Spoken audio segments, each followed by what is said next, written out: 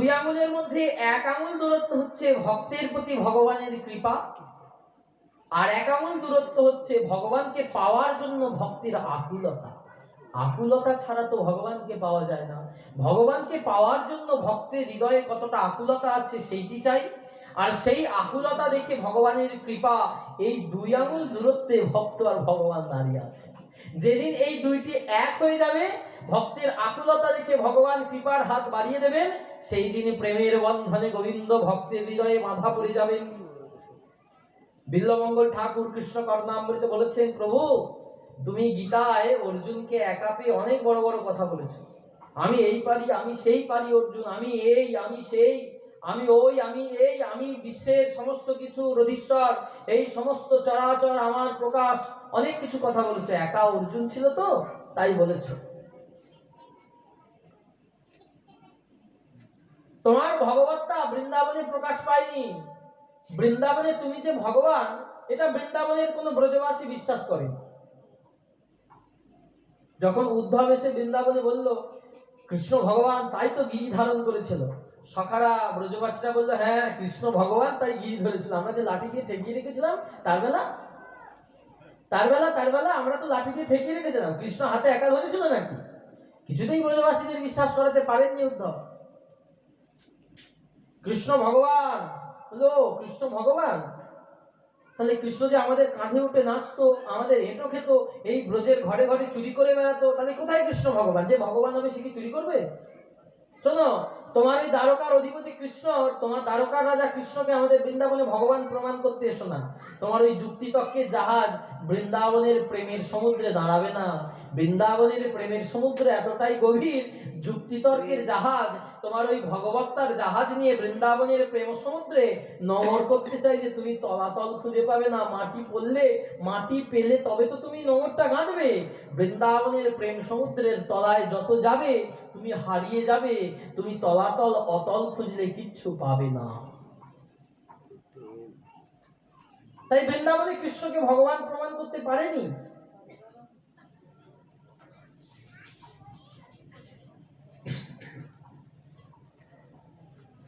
সেই বৃন্দাবনের কৃষ্ণই একমাত্র প্রেমের বশ। যার হৃদয়ে প্রেম আছে সে কৃষ্ণকে বশ করে অধীন করে, কৃষ্ণ তার ঘরে খাবে। দুর্যোধন কৃষ্ণের বেয়াই মশাই। দুর্যোধন নিমন্ত্রণ করেছেন কৃষ্ণকে, আমার বাড়িতে আগামীকাল দুপুর বেলায় আপনার নিমন্ত্রণ, আপনি যাবেন। তা কৃষ্ণের বেয়াই মশাই দুর্যোধন নিমন্ত্রণ করেছেন, কৃষ্ণ সেজে গুজে যাচ্ছেন। যেতে যেতে হঠাৎ করে তার কানে একটা ভেসে এলো, কি যেন বলছে, গোবিন্দ তুমি খাও, গোবিন্দ তুমি খাও। চোখের জলে কাঁদতে কাঁদতে গোবিন্দ তুমি খাও বলছেন। তাকিয়ে দেখলেন কার বাড়ি না বিদুরের বাড়ি, দুর্যোধনের কাকা বিদুর। বিদুরের বাড়িতে গিয়ে দেখছেন বিদুর গেছেন স্নান করতে, বিদুরের স্ত্রী পরাশরী বসে আছেন, কৃষ্ণকে সেবা করাবেন, কলা দিয়েছেন, কলা খাওয়াচ্ছেন। সাক্ষাৎ কৃষ্ণ সেই প্রেমের টানে দুর্যোধনের ওই ঐশ্বর্যের খাবার গ্রহণ করলেন না।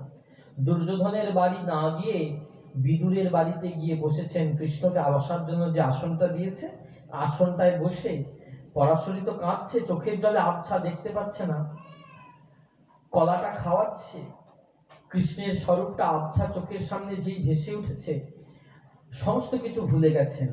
কলাটা ছাড়িয়ে, কলাটা ফেলে দিয়ে খোসাটা কৃষ্ণের মুখে ধরছেন, আর কৃষ্ণ কাঁদতে কাঁদতে সেই খোসাটা চিবিয়ে চিবিয়ে খাচ্ছে। ওদিকে বিদুরের কানে খবর চলে গেছে, বিদুর গঙ্গা স্নান করছিল, যে তোমার বাড়ি ভগবান এসেছে, যাও।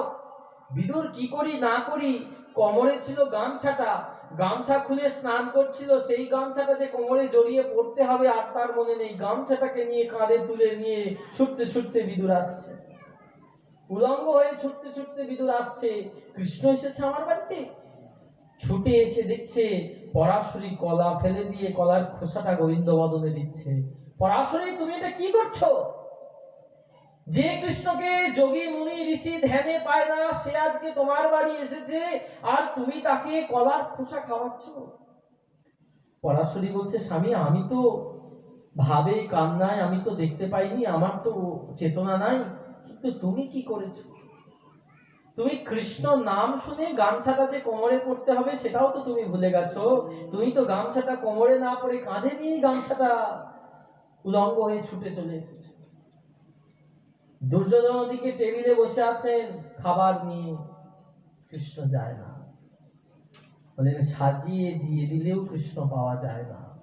রামানন্দ রায় মহাপ্রভুকে বলেছেন, নানপাচার কৃত পূজনম আর্তবন্ধ প্রেম নৈব ভক্ত হৃদয়ং সুখ বিদ্রুতং সা যাবৎ সুদস্তি যথরে জরঠা পিপাসা তাবৎ সুখায় ভবত ননু ভক্ষপে। নানা উপাচার কৃত পূজনাম আর্তবন্ধ, নানা উপাচার দিয়ে তুমি সাজিয়ে দিয়েছো কৃষ্ণ পূজার জন্য, সেবার জন্য, কিন্তু তোমার হৃদয়ে প্রেম নাই। প্রেম নৈব ভক্ত হৃদয়ং সুখ বিদ্রুতং সৎ, সেই বিনা প্রেমের খাবার খেলে গোবিন্দের তৃপ্তি হয় না। গোবিন্দ বলেছেন গীতায়, পত্রং পুষ্পং ফলং তোয়ং যো মে ভক্তা প্রযচ্ছতি তদাহং ভক্তি উপরিতং অশ্নাভিপ্রেতাত্মনঃ। কোন ভক্ত যদি প্রেম ভরে আমাকে ফল দেয় আমি তাই খাই, ফল না পেয়ে কেউ যদি আমায় একটু ফুল দেয় আমি তাই খাই, ফুল না পেয়ে কেউ যদি আমায় একটু তুলসী পত্র দেয় আমি তাই গ্রহণ করি, তুলসী পত্র না পেয়ে কেউ যদি চোখের জলে আমায় ভেসে ডাকি গোবিন্দ তোমার হলাম, গোবিন্দ তোমার হলাম, গোবিন্দ তোমার হলাম, আমি তৎক্ষণাৎ তার ঘরে দাস হয়ে যাই।